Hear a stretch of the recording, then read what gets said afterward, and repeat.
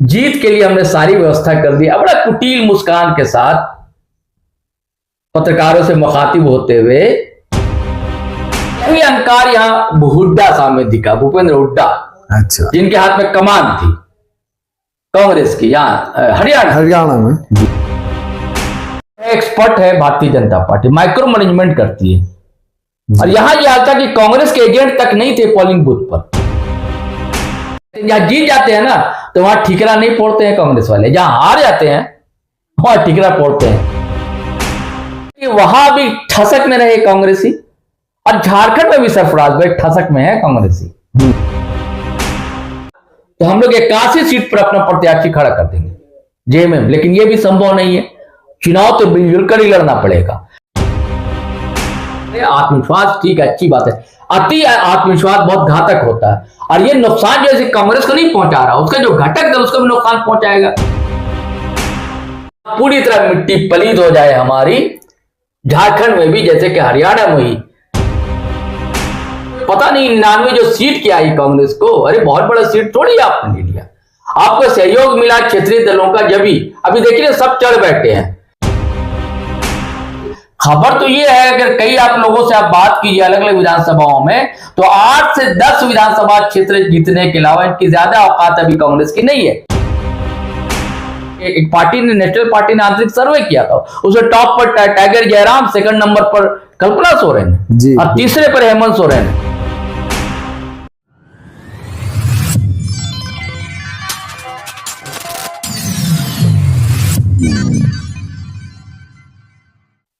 नमस्ते, सलाम, आदाब, जोहार।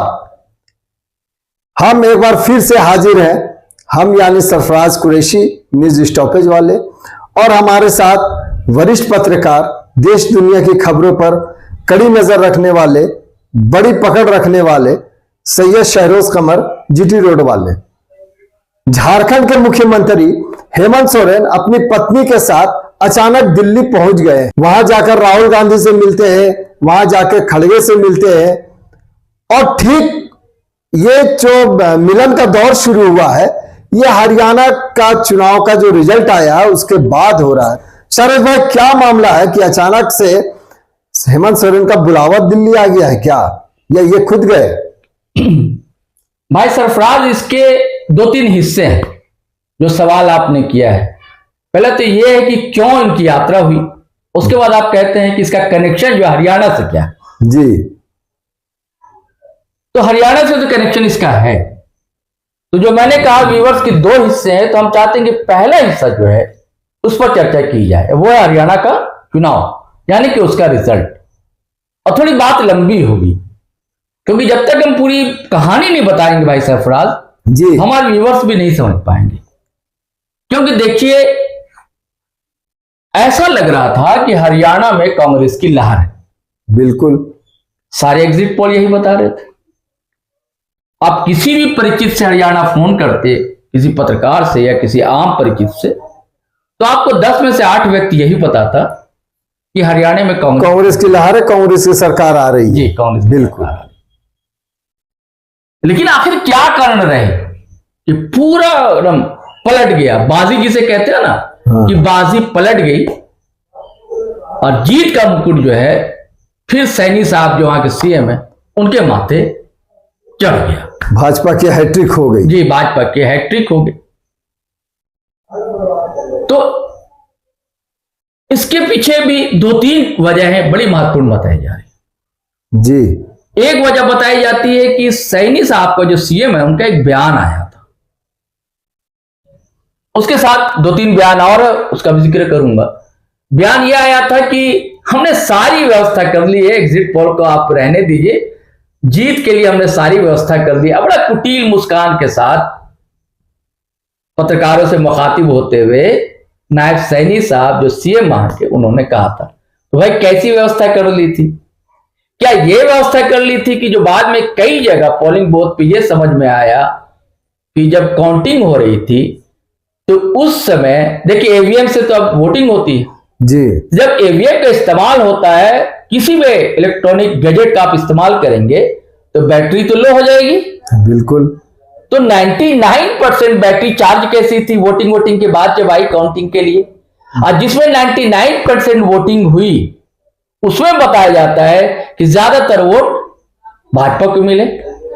और जो नॉर्मल ईवीएम मशीन थी उसमें 60% से 70% चार्ज थी, यानी कि उसका इस्तेमाल हुआ, तो वहां कांग्रेस को वोटिंग दिखी। और ये मामला हालांकि कल कांग्रेस के लोग गए और चुनाव आयोग भी गए, सारा दस्तावेज और शिकायत पत्र लेकर, और राजीव कुमार ने कहा भी है कि भाई देखा जाएगा, जांच वाच होगी, एक ये बयान। और एक और मामला है कि अखिलेश यादव समाजवादी पार्टी के सुप्रीमो है। आपको याद करना होगा सरफराज भाई कि मध्य प्रदेश का जब चुनाव हो रहा था तो अखिलेश यादव चाहते थे कि वहां से भी 1-2 सीट उनको समाजवादी पार्टी को मिल जाए जी, तो इंडिया अलायंस के घटक है अखिलेश यादव। बिल्कुल बिल्कुल जी। और कभी मध्य प्रदेश में 5-6 विधायक समाजवादी पार्टी के हुआ करते थे, लेकिन कमलनाथ ने कहा यार कौन होता अखिलेश वखिलेश, कौन अखिलेश, हाँ ये उनका जो बयान था, अखिलेश वखिलेश ऐसा कहा, कौन होता अखिलेश वखिलेश, मतलब ऐसे ये तो अहंकार है ना सरफराज भाई जी। और यही अहंकार यहाँ हुड्डा साहब में दिखा, भूपेंद्र हुड्डा, अच्छा, जिनके हाथ में कमान थी कांग्रेस की यहाँ हरियाणा में जी। जबकि राहुल गांधी ये चाहते थे, है ना जी, कि कुछ जो इंडिया अलायंस के घटक है उनसे हमारा तालमेल हो जाए। आपसे भी वहां नहीं हो पाया। हाँ जी, मैं चर्चा करूंगा सरफराज भाई जी। तो यहाँ इन्होंने भी कहा कि अरे अखिलेश यादव या समाजवादी पार्टी का कौन सा असर है यहाँ पर, जबकि वहां के इलाका सरफराज भाई अहिरवाल इलाका कहा जाता है, अच्छा है ना, वहां पे मोस्टली आबादी यादवों की है। अच्छा, तो अगर इंडिया अलायंस के ठीक आप सीट ना देते, आप बुला तो सकते थे, बिल्कुल अखिलेश यादव को बुलाते, तेजस्वी यादव को बुलाते, लालू यादव को बुलाते, है ना। आप देख रहे हैं मोहन यादव का कोई जनाधार है क्या मध्य प्रदेश में? बिल्कुल नहीं। मोहन यादव बिहार और झारखंड क्यों आ रहे हैं? वोट की खातिर तो भाजपा वाले बुलाते हैं उन्हें। तो आप अगर अखिलेश यादव को बुला लेते, तेजस्वी यादव को बुला लेते, तो फायदा तो कांग्रेस को ही होता। उसके बाद आपने चर्चा की कि इंडिया अलायंस के आम आदमी पार्टी, उससे भी गठबंधन नहीं हुआ, जबकि राहुल गांधी चाहते थे कि आम आदमी पार्टी से गठबंधन हो जाए, लेकिन नहीं हुआ। एक ये नुकसान हुआ। अब तीसरी वजह जो है महत्वपूर्ण है कि अब तक संगठन नहीं बन पाया वहां जिला स्तर पर। आपने कहा और हम जनता भी जान रही है कि हमेशा लहर थी कांग्रेस की लहर, हर कोई कह रहा था कांग्रेस जीतेगी, और राहुल गांधी, प्रियंका गांधी खड़गे साहब की सभा में बहुत भीड़ जुट रही थी। हमारे प्रधानमंत्री आदरणीय मोदी की सभा में कई जगह तो 5,000-6,000 लोग आए, ऐसा लग रहा था। लेकिन भीड़ जो है उसको वोट में सरफराज में तब्दील भी तो करना पड़ता है। बिल्कुल। तो इसमें जो है एक्सपर्ट है Bharatiya Janata party, micro management करती है। और यहां यह हाल था कि कांग्रेस के एजेंट तक नहीं थे पोलिंग बूथ पर। एजेंट होते हैं ना पोलिंग बूथ पे, वो एजेंट तक कई जगह नहीं थे। कहा जाता है कि अभी जो अशोक तंवर एक दलित नेता है कांग्रेस में जी, पहले कांग्रेस में ही थे, 6 साल वनवास क्या रहे, अलग अलग पार्टियों में रहे, अपनी पार्टी भी बनाई, आम आदमी पार्टी में गए, भाजपा में गए, फिर भाजपा से फिर लौटा। तो खबर यह कि जब अशोक तंवर अध्यक्ष थे कांग्रेस के हरियाणा में, तब से ही वहां किसी भी जिला का अध्यक्ष नामित नहीं हो सका कांग्रेस का।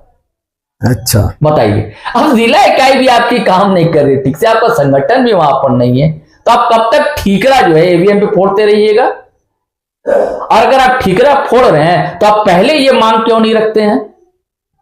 रखना चाहिए ना पहले मांग कि भाई हमें ईवीएम से चुनाव नहीं लड़ेंगे, बैलेट पेपर से चुनाव लड़ेंगे, तब हम चुनाव में शामिल होंगे। लेकिन ऐसा कहते हैं, जहां जीत जाते हैं ना तो वहां ठीकरा नहीं फोड़ते हैं कांग्रेस वाले, जहां हार जाते हैं वहां ठीकरा फोड़ते हैं। देखिए अखिलेश यादव को सरफराज भाई आप भी जानते हो, लोकसभा में कितना अच्छा प्रदर्शन किया उत्तर प्रदेश में जी, बिल्कुल। फिर भी सदन में अखिलेश यादव ने साफ कहा कि ठीक है, लेकिन मुझे ईवीएम पर विश्वास नहीं है, 80 सीट भी जीत जाऊं तो भी मुझे भरोसा नहीं होगा जी। ये कांग्रेस कहने को राजी नहीं है। और दूसरी तरफ अहंकार, बहुत अहंकार ले डूबा कांग्रेस को सरफराज भाई जी। इनके जो क्षेत्रीय छत्रप है ना, चाहे मध्य प्रदेश में कमलनाथ हो, राजस्थान में आप देख लिया अशोक गहलोत हो, यहां भूपेंद्र हुड्डा है। अब भूपेंद्र हुड्डा का देखिए, कहा जाता है कि 90% सीट अपने पसंद के लोगों को दिया। दलित नेता थी, दलित नेत्री शैलजा, उनको टिकट नहीं दी, उनके लोगों को मुश्किल से 10% टिकट मिली। कहा यह भी आता है कि वहां ये लोग दोनों मुख्यमंत्री पद के लिए लड़ रहे थे, कांग्रेस के लिए नहीं लड़ रहे थे। हुड्डा और शैलजा, और एक अहम था आत्मविश्वास था कि हम तो बहुत बड़ी पार्टी हो गए हैं, तो ये आत्मविश्वास ले डूबा सरफराज भाई। सरफराज भाई, बात ये तो आपने हरियाणा की कह दी, मेरा सवाल जो था उस पर जी बताइए। नहीं आ पाए। हाँ आएंगे, बोलिए। सवाल ये था कि आखिर अचानक से हेमंत सोरेन क्यों चले गए दिल्ली के लिए उड़ान भरे हैं, इस पर बात नहीं हो हाँ जी, वो पहला हिस्सा मैंने बता दिया, अब उसका दूसरा हिस्सा ये सरफराज भाई जो आपने सवाल किया। मैंने कहा था कि इसके दो हिस्से हैं, पहले हिस्से की चर्चा होगी, अब दूसरा हिस्सा यही है जो आपका सवाल है कि वहां क्यों गया, इसका कनेक्शन हरियाणा चुनाव से क्या है। अब देखिए, वहां भी ठसक में रहे कांग्रेसी, और झारखंड में भी सरफराज भाई ठसक में है कांग्रेसी। हाँ, कुछ दिनों पहले की बात है, गुलाम अहमद मीर साहब ने एक बैठक ली कांग्रेस की, और उसमें कह दिया कि आप लोग भाई 34-35 सीट अगर जीत कर आएंगे तो हमारा कांग्रेस का मुख्यमंत्री होगा। फिर कहा कि नहीं, रोटेशन में होगा, जेएमएम का होगा, कांग्रेस का होगा। जब घुड़की दी जेएमएम के नेता सुप्रियो भट्टाचार्य ने, तब फिर कहने लगे अरे नहीं, मैं तो अब बुस्टअप कर रहा था कार्यकर्ताओं को। तो ये इनकी आदत है, ये प्रेशर डालते हैं क्षेत्रीय दलों पर ताकि ज्यादा से ज्यादा सीट हासिल कर सके, जबकि इनकी हैसियत वैसी नहीं रहती। आप याद कीजिए बिहार का विधानसभा चुनाव, आज बिहार में इंडिया अलायंस की सरकार होती, तेजस्वी यादव ने बहुत मेहनत की, राहुल प्रियंका गांधी ने वैसी मेहनत वहां नहीं की, और लेकिन लड़ने को तैयार हो गए। हैसियत थी नहीं, 70 सीटों पर उम्मीदवार खड़ा कर दिया, जीते कितना, 16 सीट से जीत सके जी। उससे जब थोड़ा बहुत रिजल्ट यहां अच्छा रहा, या 31 सीटों पर खड़े हुए थे, नहीं सॉरी, वहां 22 विधायक जीते थे कांग्रेस के, या 31 पर खड़े हुए थे और 16 विधायक जीते झारखंड में।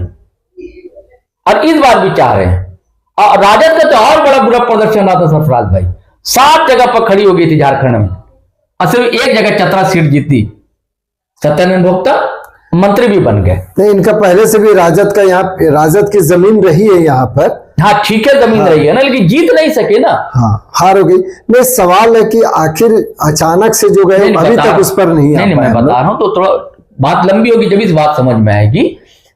तो ये कांग्रेस अपने दम में अभी भी प्रेशर कांग्रेस डाल रही है कि हम जो ज्यादा से ज्यादा सीट ले लें जेएमएम से, अलायंस में। हालांकि बीच में कई बार जेएमएम वालों ने कहा अगर आप ऐसा कीजिएगा तो हम लोग 81 सीट पर अपना प्रत्याशी खड़ा कर देंगे जेएमएम, लेकिन यह भी संभव नहीं है, चुनाव तो मिलजुल कर ही लड़ना पड़ेगा। मैं हमेशा कहता रहा हूं कि पहले क्या था, केंद्र में कांग्रेस की सरकार होती थी तो गैर कांग्रेसी दल एकजुट हो जाया करते थे, चाहे दौर जनता पार्टी का हो चाहे दौर जनता दल का हो।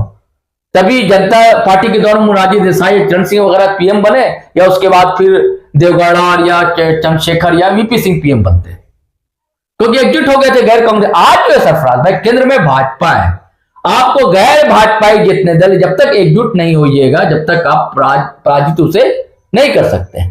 तो यहां क्या ठसक में है, अहम में है। अरे आत्मविश्वास ठीक है, अच्छी बात है, अति आत्मविश्वास बहुत घातक होता है, और ये नुकसान जैसे कांग्रेस को नहीं पहुंचा रहा, उसका जो घटक दल उसको भी नुकसान पहुंचाएगा।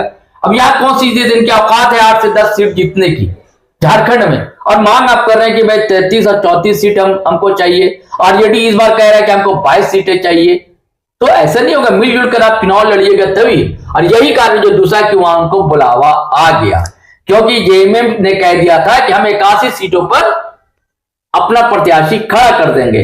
तो कांग्रेस हाईकमान को लग गया अरे ऐसा नहीं हो कि हरियाणा का परिणाम जो सरफराज भाई यहां दोहरा दिया जाए और यहां पूरी तरह मिट्टी पलीद हो जाए हमारी, झारखंड में भी जैसे कि हरियाणा में ही, क्योंकि जैसा खटपट चल रही थी यहाँ की स्थानीय कांग्रेस की इकाई है और इनके जेएमएम के बीच में, तो इसलिए धावा धावी कहा जाता है कि हाईकमान से बजाते कांग्रेस हाईकमान ने फोन किया है, कहा जा रहा है कि सेटिंग गेटिंग सब जो है शायद हो जाए।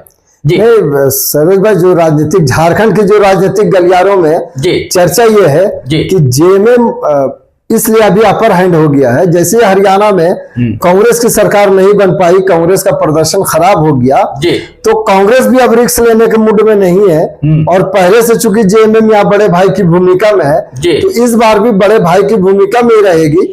लेकिन अब जो है दबाव कांग्रेस पर आ गया है और वो नहीं रिस्क लेना चाहती, इसीलिए आनन फानन में इनको जेएमएम को फोन किया गया, हेमंत सोरेन से कहा गया कि आप आइए, आप आकर मिलिए, चूंकि कहीं ऐसा ना हो कि कोई ऐसा निर्णय यहां से ले लिया जाए जो बाद में इसके लिए परेशानी हो जाए। ये मामला सामने आ रहा है सर। सही कह, यही तो मैंने कहा ना कि जब जेएमएम ने कह दिया कि हम सारे 81 सीटों पर अपना उम्मीदवार खड़ा कर देंगे जी, तो हड़बड़ा गया हाईकमान कांग्रेस का। कह रहे भैया अगर ये 81 सीटों पर जेएमएम अपना प्रत्याशी खड़ा कर देगा यानी कि वो हमको नहीं देगा। ये खुच्चरबाजी कर रही थी यहाँ की स्थानीय इकाई, जितनी स्थानीय इकाई है ना, क्षेत्रीय इकाई, उसके अंदर एक दम्भ भर गया कांग्रेस। एक ये भी है सरोज भाई कि पिछली बार 31 सीट पर लड़े थे जी, 2 विधायक इनके पास वापस आ गए हैं, एक प्रदीप यादव जो जेवीएम से आए थे और एक बद्दू तिर्की जो जेवीएम के थे, मतलब झारखंड विकास मोर्चा, तब बाबूलाल मरांडी जो अगुआ थे इसके अध्यक्ष थे।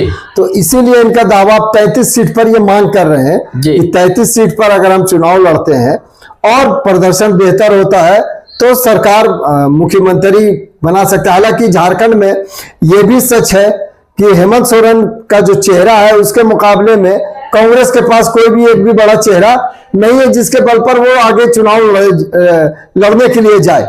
ऐसे में जेएमएम के सहारे ही चलना होगा, चूंकि हेमंत सोरेन यहाँ सबसे बड़े आदिवासी लीडर दिखते हैं विपक्ष में या भाजपा के इतर जो चेहरे दिखते हैं। दूसरी तरफ तो 4-5 मुख्यमंत्री हैं, लेकिन एकमात्र मुख्यमंत्री है जो महागठबंधन में इंडिया अलायंस में है। तो ऐसे में अब आगे क्या दिखता है सरोज भाई कि क्या वहां सब सेट हो जाएगा, सब कुछ नॉर्मल हो जाएगा, जो राज्य इकाई है वो फिर ठंडी पड़ जाएगी और सब कुछ स्मूथ हो जाएगा, क्या सब सेटिंग होकर आएगा? अगर ये सत्ता हासिल करना फिर से, ये तो जरूरी है, विनम्रता होनी चाहिए। देखिए कांग्रेस का जो हाईकमान राहुल गांधी को आप देखिए कितने सहज है, कितने विनम्र है। यही उनके जो कार्यकर्ता हैं या उनके जो क्षेत्रीय जो छत्रप बने बैठे हैं हर स्टेट में, जो क्षेत्रीय इकाइयां, उनके अंदर अभी भी ठसक बनी हुई है।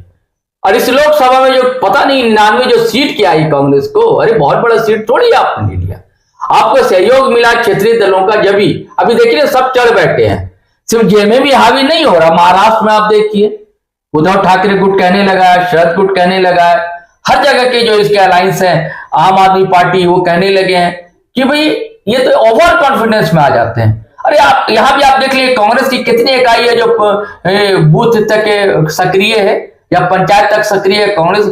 खबर तो ये है, अगर कई आप लोगों से आप बात कीजिए अलग अलग विधानसभाओं में, तो 8 से 10 विधानसभा क्षेत्र जीतने के अलावा इनकी ज्यादा औकात अभी कांग्रेस की नहीं है, हैसियत। और आपने बिल्कुल सही कहा कि हेमंत सोरेन तो नायक है, हीरो है। अभी सिर्फ हेमंत सोरेन नहीं सरफराज भाई, उनकी पत्नी कल्पना सोरेन, हाँ, टॉप पर माना जा रहा है उनको। अगर टाइगर जयराम में तो टॉप पर माने जाते हैं, तो उसके बाद है कि एक पार्टी ने, नेशनल पार्टी ने आंतरिक सर्वे किया था, उसमें टॉप पर टाइगर जयराम, सेकंड नंबर पर कल्पना सोरेन और तीसरे पर हेमंत सोरेन।